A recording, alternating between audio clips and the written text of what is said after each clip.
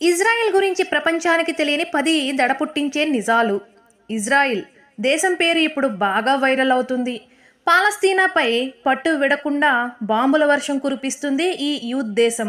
తన చుట్టూ ఉన్న 7 అరబిక్ దేశాలకు కంటి మీద కునుకు లేకుండా చేస్తుంది. గాజాపై కాల్పులు ఆపాలి అని ప్రపంచంలోని 53 ఇస్లామిక్ దేశాలు అన్నీ కలిసి హెచ్చరించినా ఒక్క అడుగు కూడా వెనక్కి వేయడం లేదు ఇజ్రాయిల్. అంతేకాకుండా ఐక్యరాజ్య సమితి హెచ్చరించినా కూడా ప్రాణానికి ప్రాణమే సమాధానం, ఇహ ఈ యుద్ధం ఆగేది లేదు అన్నట్లుగా వ్యవహరిస్తుంది ఈ దేశం. పట్టుమని 1 కోటి మంది జనం కూడా లేని ఇజ్రాయిల్కి ఇంత తెగింపు, ఇంత పౌరుషం, ఇంతటి పోరాడే తత్వం ఎలా సాధ్యమయ్యింది? వీటన్నిటికన్నా ముందు అసలు ఇజ్రాయిల్ దేశంగా ఎలా ఏర్పడింది అనే విషయం తెలుసుకుందాం. క్రీస్తు పూర్వం 10వ శతాబ్దంలో యూదుల సామ్రాజ్యం స్థాపించబడింది. 1600 సంవత్సరాల తరువాత ఇక్కడ అరబ్బుల సంఖ్య ఎక్కువ అయ్యింది. తరువాత ఈ సామ్రాజ్యాన్ని రోమన్లు తమ ఆధీనంలోకి తెచ్చుకున్నారు. రోమన్లు ఇక్కడి యూదుల అందరినీ హింసించడం మొదలుపెట్టారు. కానీ అరబ్బులు మాత్రం రోమన్స్ పరిపాలనలో ఆనందంగా ఉంటూ వచ్చారు. దీనితో యూదులు అంతా తమ ప్రాంతాన్ని వదిలి ప్రాణాలను కాపాడుకోవడానికి ప్రపంచ దేశాలకు వలస వెళ్ళిపోయారు. వీరిలో ఎక్కువ మంది యూరప్కి వెళ్ళిపోయారు. కానీ ప్రపంచంలో ఎక్కడా కూడా కనీస మర్యాద దక్కలేదు.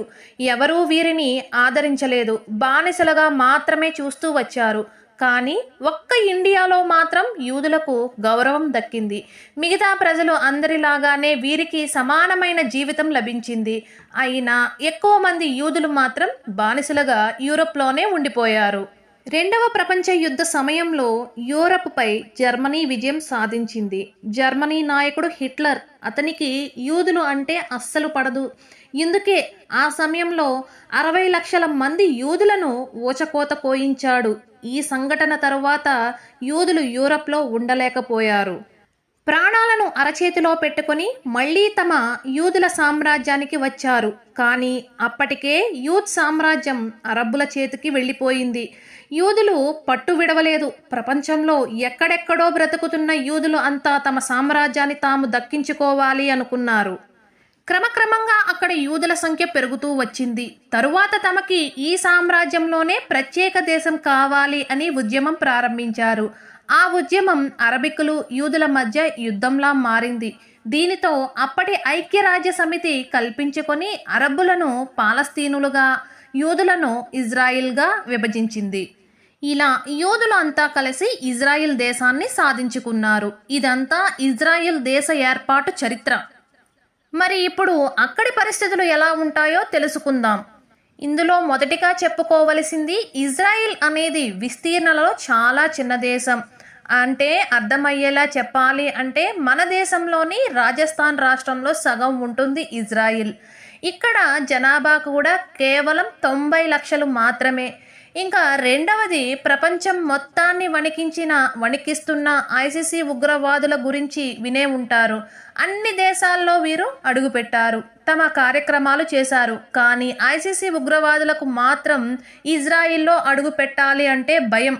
నిజం చెప్పాలి అంటే ఇప్పటి వరకు ఐసిసి ఇజ్రాయిల్ వైపు కన్నెత్తి కూడా చూడలేకపోయింది. ఇక మూడవది, ఇజ్రాయిల్ చుట్టూ 7 ముస్లింల దేశాలు ఉన్నాయి. వీటన్నిటికీ కావాల్సింది ఇజ్రాయిల్ల పతనమే. కానీ వీటన్నిటికీ ఇజ్రాయిల్ని టచ్ చెయ్యాలి అంటేనే భయం. ఎందుకు అంటే ఇజ్రాయిల్ దేశంలోనే 100వ అతి చిన్న దేశం. కానీ దాని వైమానిక దళం ప్రపంచంలోని అతి శక్తివంతమైన వాటిలో ఒకటి. కేవలం అమెరికా, రష్యా దేశాలు మాత్రమే దీనికన్నా బలంగా ఉన్నాయి. ఇంకా ఆశ్చర్యకరమైన విషయం ఏమిటి అంటే ప్రపంచంలోకెల్లా వేగంగా నిర్ణయం తీసుకోగలిగిన ఆర్మీ ఇజ్రాయిల్దే. దేశ రక్షణ కోసం ఇక్కడ సైనికులు స్పాట్లో ఎలాంటి నిర్ణయం అయినా తీసుకోవచ్చు. మన దేశంలో లాగా రాజకీయ నాయకుల నిర్ణయం కోసం ఎదురు చూడవలసిన అవసరం ఉండదు. కాబట్టి ఇజ్రాయిల్ ఇప్పటికే ఆ 7 ముస్లింల దేశాలపై విజయం సాధించింది. ఇక నాలుగవది, మన దేశ రక్షణ కోసం రా అనే ఏజెన్సీ ఉన్నట్లే ఇజ్రాయిల్ వాళ్లకు కూడా ఒక రక్షణ వ్యవస్థ ఉంది. దాని పేరు మోసాద్. మోసాద్ అంటే మరణం అని అర్థం.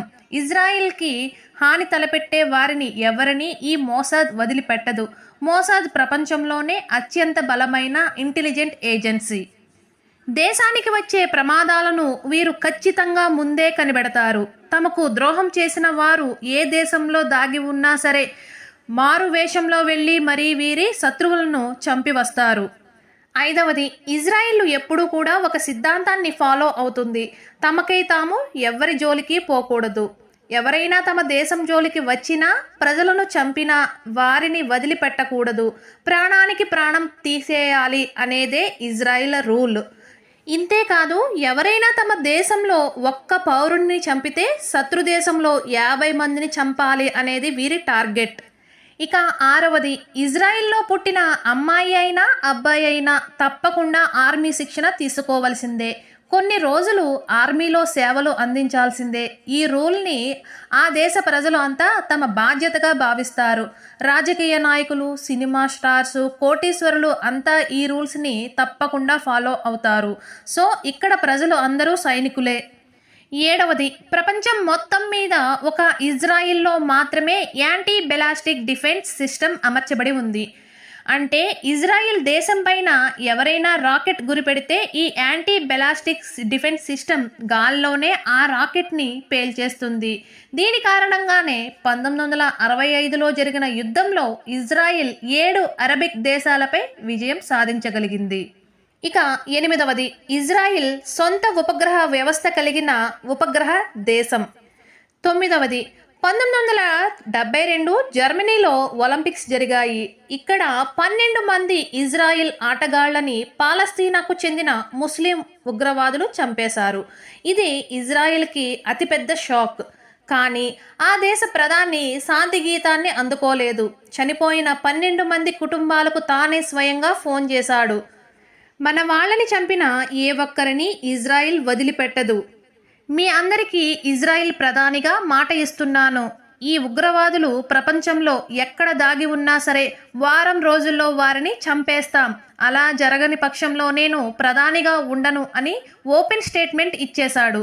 ప్రధాని ప్రకటన తర్వాత ఆ దేశం మోసాద్ ఏజెంట్స్ రంగంలోకి దిగారు. 4 రోజులు ఒక్కరికి కంటి మీద నిద్ర లేదు, సరైన ఆహారము కూడా లేదు.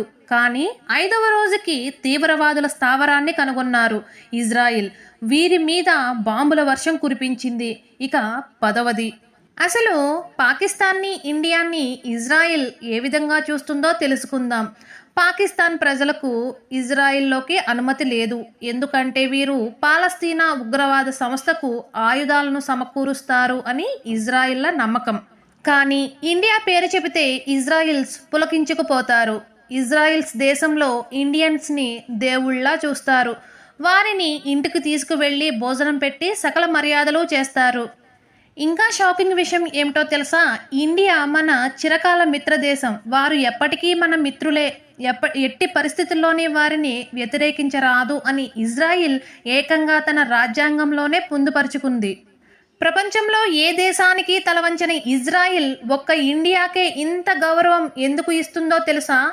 ఇజ్రాయిల్ తమ సామ్రాజ్యం అంతా పోగొట్టుకొని ప్రపంచం అంతా శరణాగతులై తిరుగుతూ ఉండగా యూదులు అని అన్ని దేశాల వారు వారిని హీనంగా చూశాయి. కానీ ఒక్క ఇండియా మాత్రమే వారికి ఈ దేశంలో సమాన హక్కు కల్పించింది. వారిని సోదరులాగా భావించింది. ఈ ఒకే ఒక్క కారణంతో ఇజ్రాయిల్ శతాబ్దాలుగా ఇండియాని, ఇండియన్స్ని ప్రేమిస్తూ వచ్చింది. సో ఇది ఫ్రెండ్స్, ఇజ్రాయిల్ గురించి 10 సంచలన నిజాలు. ఐ హోప్ మీకు ఇది నచ్చిందనే అనుకుంటున్నాను. నచ్చినట్లయితే కనుక మరి ఈ వీడియో కోసం ఒక లైక్ చేయండి, అలానే సబ్స్క్రైబ్ చేయండి, షేర్ చేయండి. Thank you.